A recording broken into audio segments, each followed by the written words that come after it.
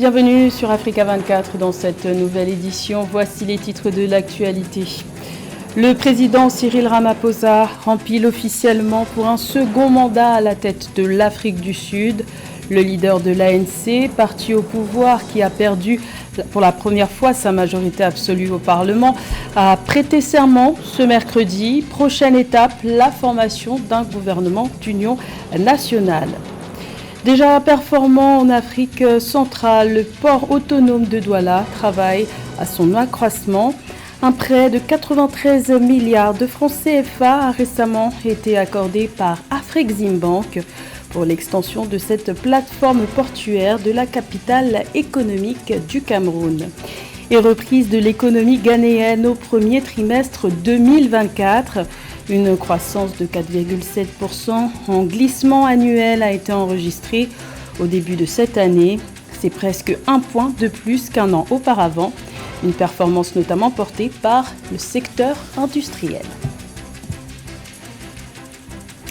C'est le début d'une nouvelle ère. Tels ont été les propos du président Cyril Ramaphosa ce mercredi à l'occasion de sa prestation de serment pour un second mandat de 5 ans à la tête de l'Afrique du Sud. Une investiture singulière puisque pour la première fois, le parti au pouvoir ANC n'a pas obtenu la majorité absolue au Parlement. Le chef de l'État a donc dû négocier son maintien au pouvoir et sera contraint de former un gouvernement d'union nationale. Plus de détails avec Nathalie Moho.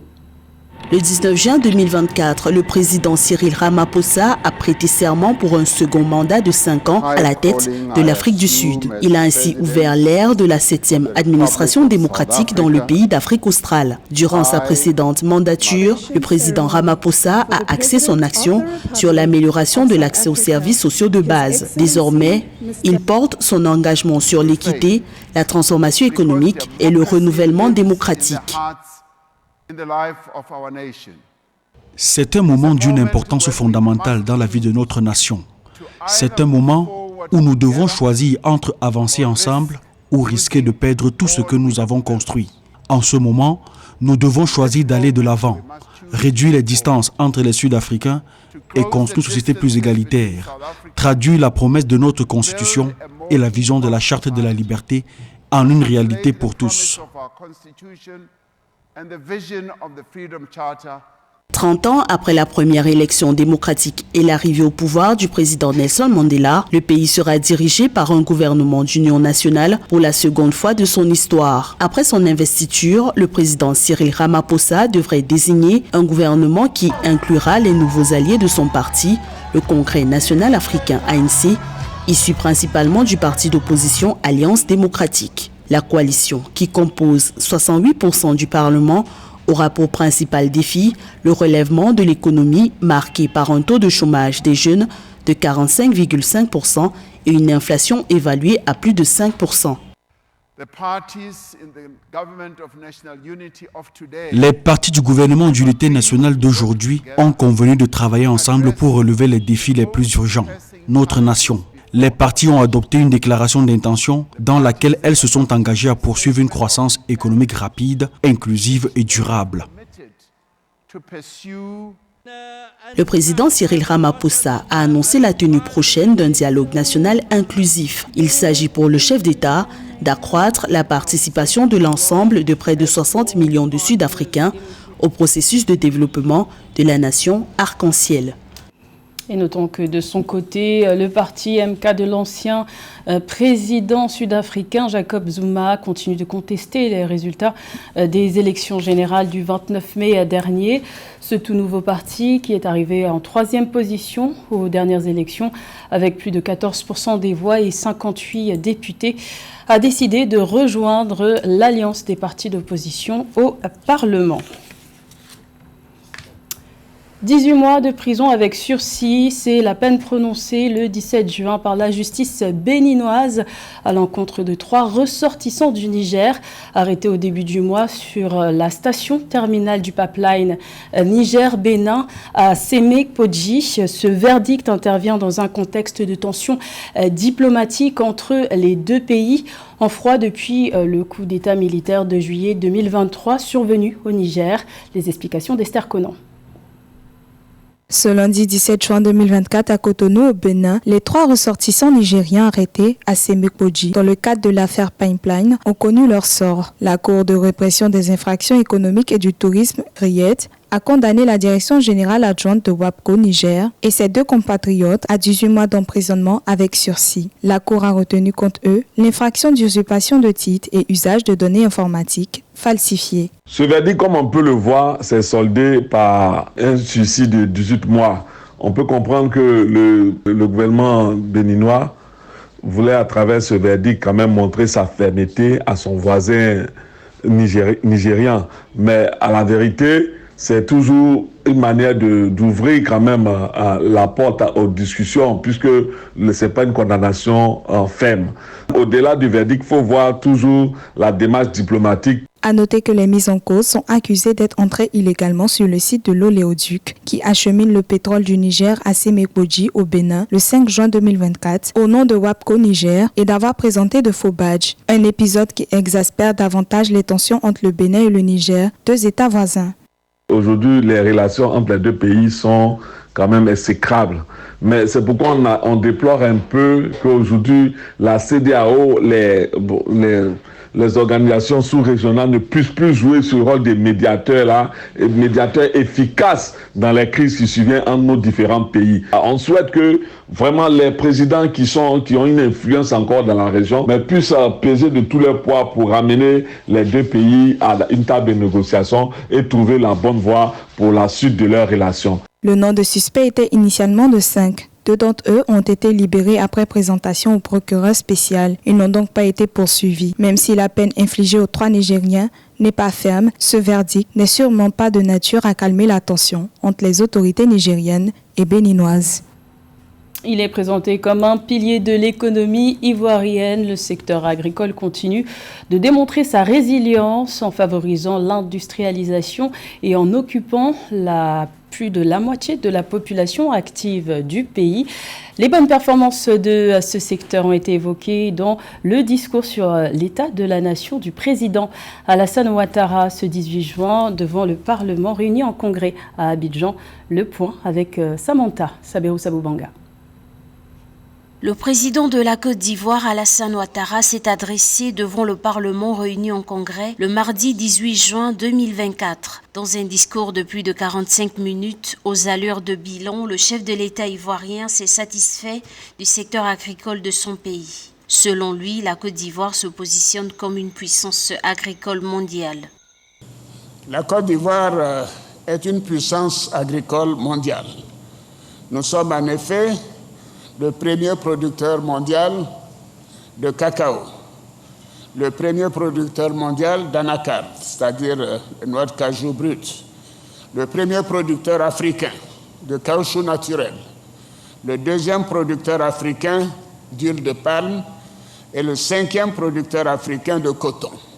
Le secteur agricole est l'un des piliers majeurs de l'économie de la Côte d'Ivoire et occupe plus de la moitié de la population active du pays. Premier producteur mondial de fèves de cacao et de noix de cajou, la Côte d'Ivoire enregistre l'un des taux de croissance économique les plus rapides et soutenus en Afrique subsaharienne depuis plus de 10 ans selon la Banque mondiale. Notre ambition est de transformer une plus grande proportion de nos matières premières. Et à cet égard, notre pays est sur le point de devenir, à brève échéance, le premier broyeur mondial de fèves de cacao. Par ailleurs, notre objectif de transformation d'une plus grande quantité de noix brutes de cajou est à notre portée, si nous maintenons nos efforts dans la durée. La Côte d'Ivoire fait figure de puissance économique sous-régionale, contribuant à plus du tiers du PIB de l'UEMOA et plus de 40% des exportations de la zone. Le secteur agricole constitue toujours l'un des piliers de l'économie ivoirienne qui représente plus de 25% du PIB et emploie plus de 60% de la population. Le secteur occupe pour cette raison une place centrale dans le plan stratégique de développement de l'État ivoirien qui ambitionne de lancer des transformations structurelles majeures pour stimuler la production agricole nationale. Au Cameroun, le port autonome de Douala s'impose comme un pôle de développement en Afrique centrale et devrait poursuivre son accroissement.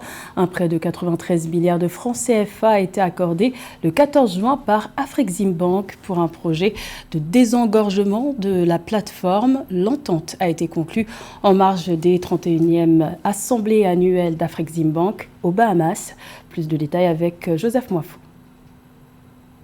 Le port de Douala au Cameroun devrait se doter d'un nouveau terminal vraquier, fruit d'une convention de plus de 93 milliards de francs CFA signée le 14 juin 2024 à Nassau, aux Bahamas, entre la Banque africaine d'import-export, Afreximbank, et le port autonome de Douala. Cette nouvelle infrastructure devrait permettre de désengorger la plateforme portuaire. Cette opportunité nous a permis de conclure une importante transaction pour la sous-région CEMAC. Le port de Douala est aujourd'hui béni avec un financement de 142 millions d'euros grâce à Africa Port Development, qui va faciliter la logistique et les mouvements de biens entre les pays de la sous-région. Le projet, qui sera réalisé selon les experts en 2 phases, devrait également permettre à l'État du Cameroun de renflouer ses caisses à travers des taxes et de s'ouvrir davantage à l'extérieur. Pour la jeunesse, le projet permettra de créer de nouveaux emplois conduisant à la réduction du chômage des jeunes. Le mandat de la Banque africaine d'import-export, c'est pour faciliter et financer le commerce intra-africain.